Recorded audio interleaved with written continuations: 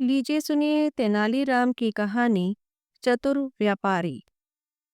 तेनाली, हमारे समाज के चार वर्णों ब्राह्मण, क्षत्रिय, वैश्य और शूद्र में सबसे ज्यादा होशियार और तेज दिमाग वाले कौन हैं? और किस वर्ण के लोग सबसे सरल हैं?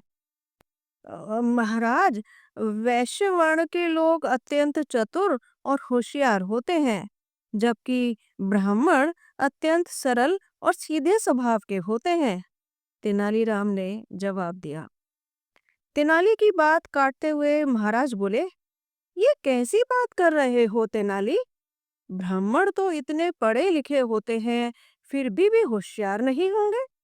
और वैश्य तो अधिकतर अनपढ़ गंवार होते हैं, फिर भी उन्हें तुम चतुर और होशियार कैसे बता रहे हो? तेनालीराम बोला, महाराज, मैं अपनी बात साबित कर सकता हूँ।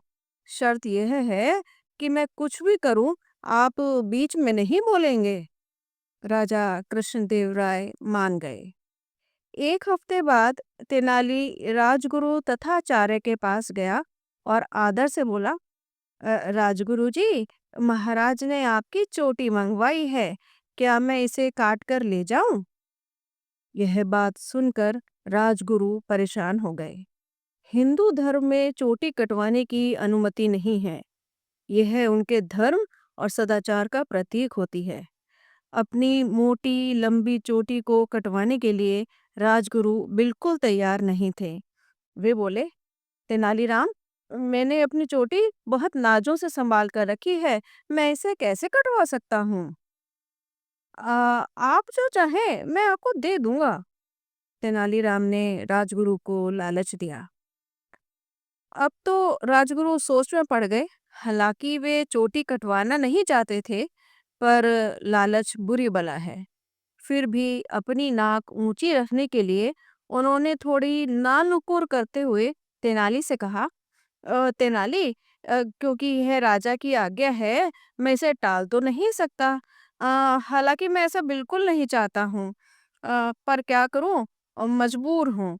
तुम ऐसा करो, चोटी काट लो, पर मुझे इसके बदले में तुम्हें 10 स्वर्ण मुद्राएं देनी होंगी। अवश्य राजगुरु, मैं अभी लेकर आता हूँ। तेनाली तुरंत गया और शाही खजाने से 10 स्वर्ण मुद्राएं ले आया। 10 स्वर्ण मुद्राओं के बदले में राजगुरु ने नाई से अपनी चोटी कटवा ली। वह चोटी, जिसे उन्होंने इतने वर्षों से तेल लगाकर और बेहद प्यार से इतना लंबा किया था, पल भर में साफ हो गई।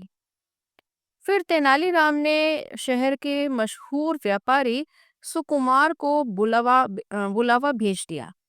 उसके सिर पर भी अच्छी लंबी चोटी थी। तेनालीराम ने उससे भी वही कहा कि राजा कृष्णदेव राय को उसकी चोटी चाहिए। उसे कोई आपत्ति तो नहीं है? सुकुमार ने जवाब दिया, इस साम्राज्य की हर वस्तु महाराज की संपत्ति है। हमारी चोटी क्या, हमारा तो जीवन भी महाराज का ही है। महाराज जो चाहें वह ले सकते हैं। पर भैया, याद रहे, मैं एक गरीब आदमी हूँ। चिंता मत करो। तेनाली उसे आश्वासन देता हुआ बोला, तो तुम्हें तुम्हारी चोटी की उचित कीमत मिलेगी। आपकी बड़ी कृपा है। परंतु सुकुमार कहते हुए चुप हो गया। तेनालीराम थोड़ा सा परेशान होते हुए सुकुमार से बोला, ये परंतु क्या, साफ साफ कहो। ऐसा है, अपनी इस चोटी के ही कारण मुझे अपनी पुत्री के विवाह में 10,000 स्वर्ण मुद्राएं खर्च करनी पड़ी।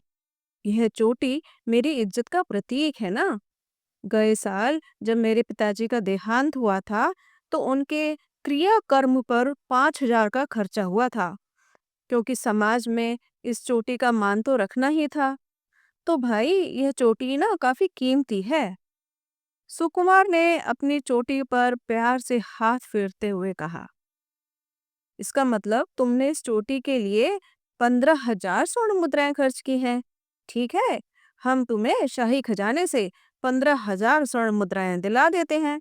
अब तो तुम अपनी चोटी दे दोगे? तेनालीराम ने पूछा। जब तेनालीराम ने सुकुमार को 15,000 स्वर्ण मुद्राओं की थैली थमा दी, तो वह खुशी खुशी जाकर नाई के सम्मुख बैठ गया। नाई ने काटने से पहले सुकुमार के बाल गीले किए। जैसे ही उसने उस्तरा निकाला, सुकुमार जोर से बोला, ओ नाई, जरा संभाल कर। जानते हो ना, यह चोटी आज से महाराज की संपत्ति है। इसे इस तरह काटना जैसे कि महाराज कृष्णदेव राय की चोटी काट रहे हो। राजा कृष्णदेव राय निकट ही बैठे यह सब कुछ देख रहे थे। सुकुमार की बातों से उनका खून खौल उठा। वे जोर से चिल्लाए, ले जाओ इस बदतमीज व्यक्ति को हमारे सामने से। इस व्यापारी को उठाकर बाहर फेंक दो। सैनिकों ने सुकुमार को उठाकर बाहर फेंक दिया। उसे थोड़ी चोट तो लगी, पर थैले में खनखनाती 15,000 स्वर्ण मुद्राओं ने सारा दर्द भुला दिया। कुछ देर बाद जब महाराज का क्रोध शांत हुआ, तो तेनालीराम उनके पास गया और बोला, कहिए महाराज, कौन होशियार निकला? ब्राह्मण राजगुरु, जिन्होंने मात्र 10 स्वर्ण मुद्राओं के लिए अपनी चोटी मुड़वा दी, या यह वैश्य व्यापारी सुकुमार, जो आपसे 15,000 भी ले गया और अपनी चोटी भी बचा ली? अब महाराज के पास तेनाली की बात मानने के सिवा कोई चारा नहीं था। दोस्तों, सबूत के साथ अपने तथ्य प्रस्तुत करना अधिक प्रभावी होता है।